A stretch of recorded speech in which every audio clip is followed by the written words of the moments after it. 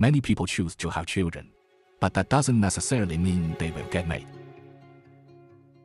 Hello everyone, I'm Darren Koo. Today, I'd like to talk about the topic of marriage. Marriage varies greatly across different parts of the world. In fact, it is closely tied to local survival models, government policies, and the social environment shaped by the people in a given region, all of which lead to very different marital situations. The Inuit, Eskimos, are often seen as primitive and backward, but that's not the case. They have now integrated into countries like Norway and other developed European nations, so they cannot simply be described as backward. Every survival model has its own rationality. For example, the Inuit may invite a passing friend or even a stranger to father a child. This is because if their gene pool becomes too closely related, their offspring will have lower intelligence.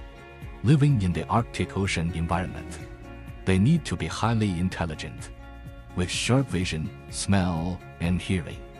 Therefore, they require fresh genetic blood to sustain the population. We cannot judge their survival model by our own standards. Their way of life, marriage, and child rearing is the best possible model for their environment. Monogamy and polygyny both have long histories in various social contexts. In fact, polygyny often arose because, in certain environments, having only one partner was not conducive to survival in that society. Over time, polygyny gradually developed, as it required the involvement of many people in managing daily life and production. Only then could such a family model achieve the best state of survival.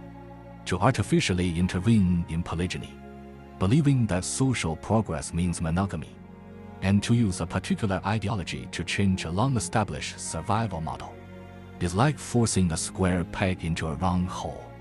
Such change may not truly suit that society. Marriage models also vary in Europe.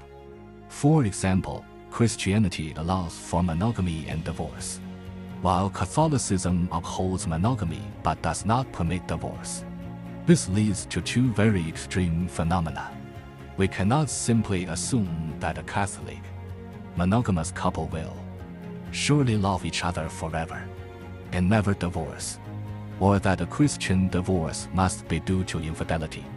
In fact, in today's society, when two people live apart due to work or other circumstances, combined with various changes in social competition and survival models, a couple may divorce not because they no longer love each other, but because they cannot be together or due to many other factors. This is unavoidable. In Christianity, divorce is voluntary, but more support is given to the financially weaker party after divorce, and the law requires compensation from the other side.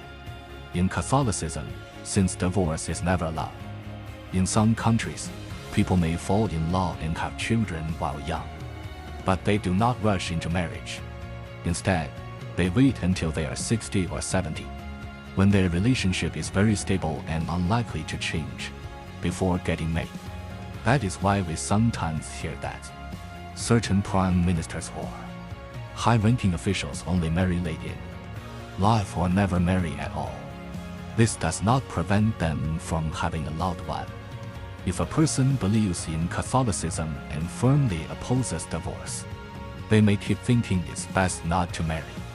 However, under their social conditions and welfare system, unmarried pregnant women are granted rights, along with social assistance and support. In such a stable environment, they can still live a happy life. Without social support, raising children would be difficult, but with it, they can manage well.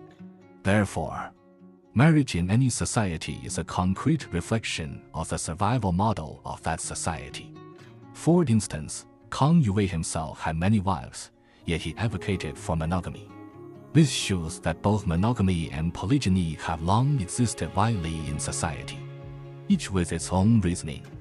We should not judge any marriage model or marital situation based on our own narrow-minded thinking. In society, we observe a phenomenon where some people's choices regarding marriage are not due to self-indulgence, but rather because they take love and marriage very seriously. In fact, love and marriage can sometimes be separated. This is not a matter of personal interpretation, but rather a result of the social environment.